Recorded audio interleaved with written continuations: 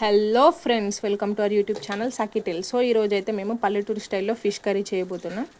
So దీనికి ఏమేమి items కావాలో ఒకసారి అయితే చూడండి.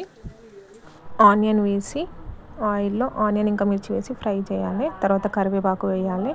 తర్వాత అల్లం వెల్లుల్లి పేస్ట్ వేసి మిక్స్ చేయాలి. తర్వాత ఆనియన్ ఇంకా కుడక దంచుకోవాలి. పసుపు వేయాలి. ఆనియన్ కుడక దంచుకున్న పేస్ట్ వేయాలి. కారం ఇంకా ఉప్పు మనం పోపులోనే వేయాలి. మసాలా అంతా బాగా ఫ్రై అయ్యాక కాసేపు మరగబెట్టుకోవాలి.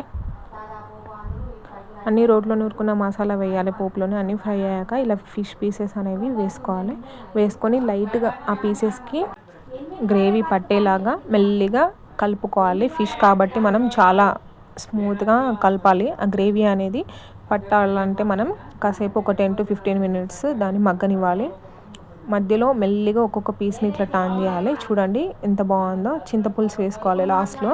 చింతపులుసు వేసుకున్నాక మనం ఒక 5 to 10 minutes వరకు పీసెస్కి చింతపులుసు అనేది పట్టేలాగా మరగనివ్వాలి. ఇలా మెల్లిగా మిక్స్ చేసుకోవాలి. ఫిష్ కాబట్టి పీసెస్ ఇలా తుక్కు అవ్వకుండా అట్లా మెల్లిగా మిక్స్ చేసుకోవాలి. మిక్స్ చేసుకున్నాక కాసేపు 10 to 15 minutes పొయ్యి మీదనే చిన్న మంటలు, కట్టెల పొయ్యి కాబట్టి మంట అంతా తీసి నిప్పుకల పైనే వేడి చేసాము. ఇలా మగ్గినాక ఫిష్ కర్రీ అనేది రెడీ అవుతుంది. చూడండి ఎంత కలర్ఫుల్గా ఉందో. కర్రీ ఎట్లుంది?